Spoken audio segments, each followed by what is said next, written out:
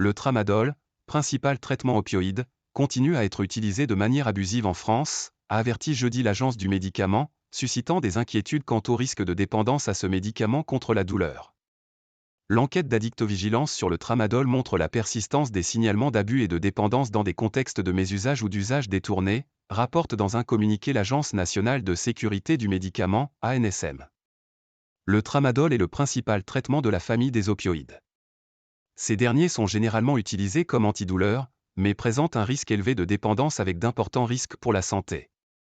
Les opioïdes, prescrits et consommés de manière largement incontrôlée aux États-Unis, y ont provoqué une crise sanitaire massive ces dernières décennies, en particulier avec le fentanyl. En France, la situation est sans commune mesure, mais nombre de professionnels de santé s'inquiètent d'une augmentation des cas d'usage détourné d'opioïdes comme le tramadol, notamment utilisé comme sédatif. Pour contrôler le risque de dépendance, l'ANSM a pris plusieurs mesures. Depuis 2020, par exemple, une prescription de tramadol ne peut plus courir que sur 12 semaines et non sur un an comme auparavant. L'agence a fait part jeudi d'une autre mesure. Elle a demandé aux fabricants de tramadol, voici un an, de fabriquer de plus petites boîtes, 10 à 15 comprimés ou gélules. Diminuer le nombre de comprimés dans les boîtes vise à réduire le risque d'utilisation prolongée, et donc d'abus et de dépendance, explique l'ANSM. Cette mesure limite également les possibilités de stockage familial et donc de risque pour les proches, ajoute-t-elle.